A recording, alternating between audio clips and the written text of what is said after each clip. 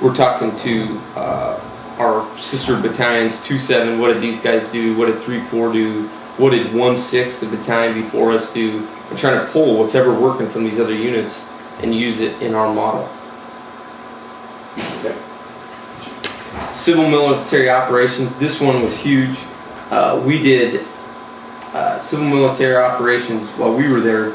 We focused on trying to get the essential services back up, which when we get to like a modified needs of the people in counterinsurgency, you'll kind of see how we targeted this. Civil military operations, a concept that applies from third generation warfare is calling for fire. So it's like you're in contact, guy on the deck, point guy, hey, I'm in contact, I need mortars, escalate weapon system based on the threat. So up to air, you're calling mortars, artillery, up to calling in 500-pound bombs. CMO, we use the same concept, and the guy is out on the deck identifying problems. Hey, I've got this sewer problem. I can fix it with the tool, which is money, is a tool we used. I can fix this with money, the money I have allocated. If he can't do that at the company level, then he's calling a battalion, which battalion has a bigger budget, and the tool we're using or the weapon we're using here is money. If battalion can't do it, then we're calling to actually like USAID, which is a State Department function. Hey, can you guys help us out here? U.S. Army Corps of Engineers. Hey, can you guys help us out here? We're talking to NGOs, IRD. Hey, we've got this target, if you will. Can you call in this tool of money or whatever to fix this problem? So, in your basic training as an officer, you learn the combined arms from third generation warfare. Correct. And would you say that basic mindset was applicable to counterinsurgency operations in the sense that kind of support for the population was a type of supporting arm? Correct. Exactly. It was a supporting arm for the guy on the deck who's identifying the problems. The lead trace, the guys living out in town, Lieutenant Falk, Sergeant Humphrey, these guys know what's going on in the city. So if they call back to hire, we're shifting every asset we have to support that guy on the deck. And that theme is the same in third generation warfare and fourth generation warfare.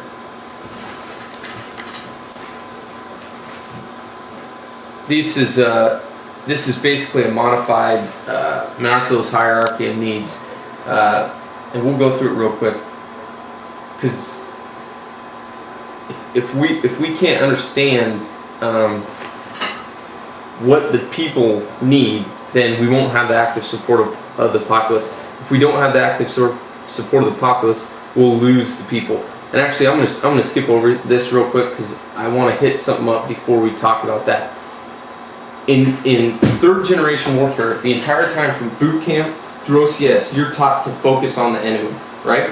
Who do you focus on? Focus on the enemy, focus on the enemy, focus on the enemy.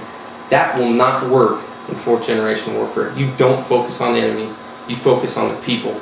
And the problem is, in Ramadi 05, we focused on the enemy. We did sexy raids. We went out, we woke dudes up in the middle of the night with a gun to a guy's head. That's emotionally satisfying because you want to get in a knockdown, drag out punch. That's what Marines are good at. But you won't win that way in a counterinsurgency. If you go after the enemy, you will never win. You have to you have to focus on the people. In these spheres here, you have Marine security and mission accomplishment. Marine security is not our mission. If it was, we'd never leave 29 Palms. Mission accomplishment is first. Now, as much as possible, we try to have these overlap, so we don't get Marines needlessly killed. But there is this sliver where people will get killed or put at risk. The Iraqi, they also have competing interests, if you will. They want to kill the Americans and they want to destroy the Iraqi government, but their interests aren't aligned. Where the insurgents lost the battle of Ramadi or the war in Iraq in general is they used the murder intimidation campaign so much against the people that the people turned on them. They lost the support of the people. So we, both the Marines and the insurgents, to win the war, are going after the people. Whoever wins the people wins the battle. We can both fuck it up though. If the Marines focus on their Marines, if we focus on the Marine security, if we focus on keeping Marines safe, we can't win the people. We'll never leave the firm base. The Al-Qaeda at the same time, they want to kill Americans. They want to have constant control of the populace. But if they use murder and intimidation to do that, they'll lose the populace. So we're really in a struggle between Al-Qaeda and the Marines to get the will of the people. Whoever has the will of the people, the active support of the people, will win in a counterinsurgency. There's a huge break in paradigm from third generation warfare to fourth generation warfare. Is you have to focus on the people. The tools we're using here are infrastructure, democracy, money, jobs, compassion, security, hope, and food. Those are the weapons the Marines are using, not 50 cals, not Mark 19s, not 500-pound bombs.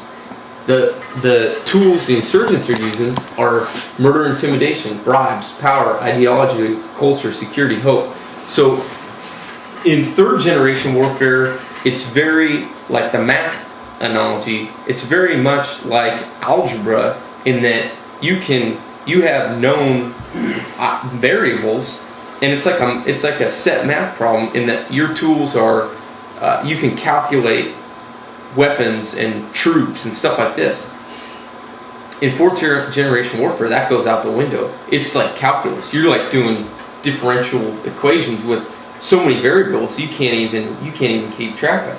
So the weapons aren't 50 cal Mark 19 troops.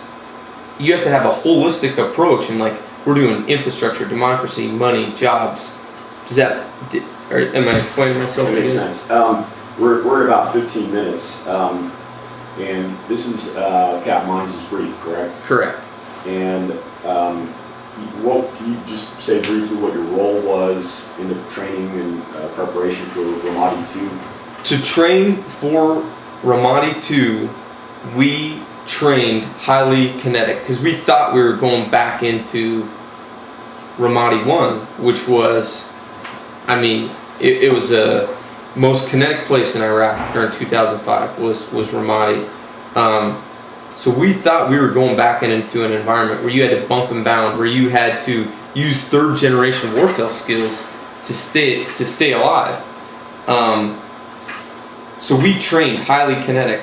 Now, once we were proficient at those skills, we started to creep into the counterinsurgency brief. And the way you train for counterinsurgency is Colonel Turner had basically a PME, professional military education, where he called us in and he's explaining this like theoretical stuff to us, like, hey, you got to win the active support of the people. You've got to use the 5 loos, which I'll pull up here.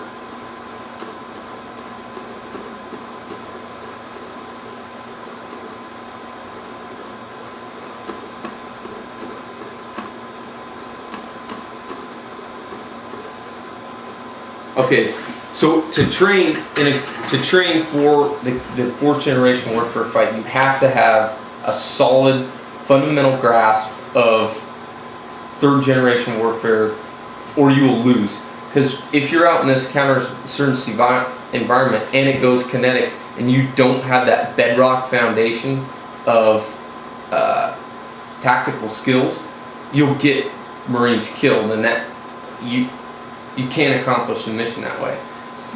After you've got that foundation built, you move up to these more theoretical type counterinsurgency stuff.